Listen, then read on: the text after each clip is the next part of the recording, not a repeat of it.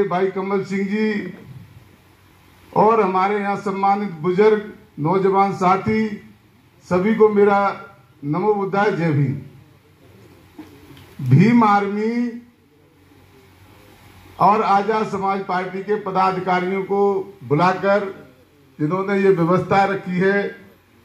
मैं उनका भी तहे दिल से धन्यवाद करता हूं। उनमें राजकुमार सागर जी, राजेंद्र सिंह जी,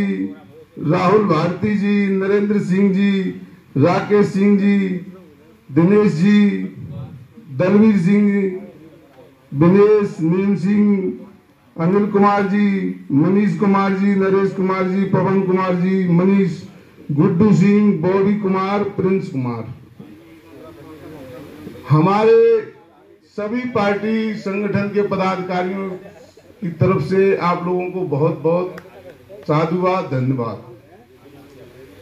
भीम आर्मी इसमें लगी हुई है और बाबा साहब का नाम लगा हुआ है, तो बाबा साहब के मानने वाले लोगों ने एक भीम आर्मी का गठन किया एक गांव से, और उस भीम आर्मी को पूरे देश में हवा की तरह फैलने का, क्योंकि मानवर काशीराम साहब ने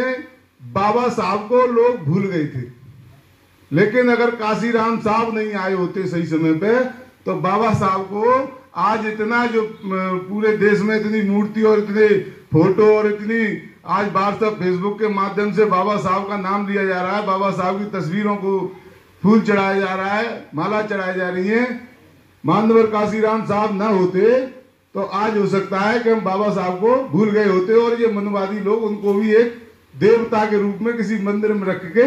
और लोटा और पूजा करवा रहे होते। तो हम लोगों को जब जो लोग शिक्षित हुए और उन्होंने बाबा साहब के और मानवर काशीराम साहब के संघर्ष को देखा कि बाबा साहब ने कहा था कि अपने दरवाजे पे अपनी दीवारों पे जाके लिख दो कि हम इस देश के शासक हैं, लेकिन हम शासक नहीं बन पाए क्योंकि हम अपनी शक्ति का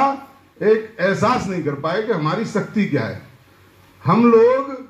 कितनी बड़ी ताकत में। मैं आपको बताऊं कि जब यहाँ भीम आर्मी का गठन हुआ था तो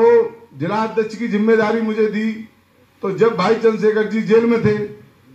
तो मैंने जिम्मेदारी लेने के बाद जब काम किया तो मुझे एक एहसास था कि हमारी समाज के लोग आसपास के जिस गांव में चले जाओगे सबसे बड़ी शक्ति में है, तो क्या हमको कोई आंख दिखा सकता है? दिखा तो नहीं सकता है। अगर किसी को डर लगता हो कि हमें कोई पीट सकता है तो वो बताएं, मैं अभी उनका डर मुक्त करता हूं उनको।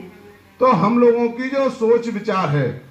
हमारे लोगों पे अगर कोई शोषण अत्याचार करता है या हमारे लोगों की या हमारी बहन बेटियों की तरफ अगर कोई टेढ़ी नजर करता है तो हम उसको जवाब देने का काम करेंगे। आप लोगों को ये पता है कि जो लोग ताकतवर होते हैं, जो लोग मजबूत होते हैं, उनके घर की तरफ कोई टेढ़ी नजर नहीं करता है। तो हम लोगों को ताकतवर और मजबूत होने के लिए क्या करना पड़ेगा कि अपनी जहां जहां हमारी जड़ें हैं उन जड़ों से हमें जुड़ना होगा।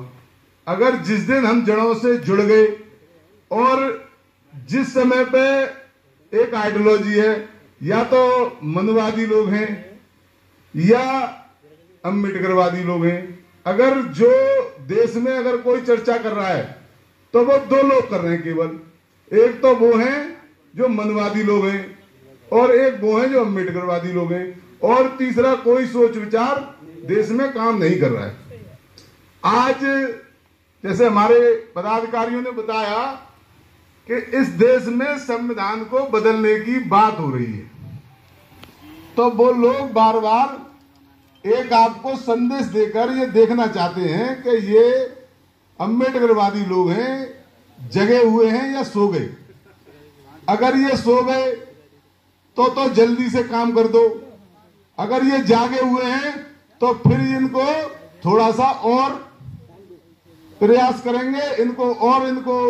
ऐसी डोज देंगे कि ये लोग पागल हो जाएंगे और फिर वाके बाद में भाई 5 किलो राशन दे रहे हैं। अगर किसी को इन्होंने रोजगार दिया होता तो क्या 5 किलो राशन की उसको जरूरत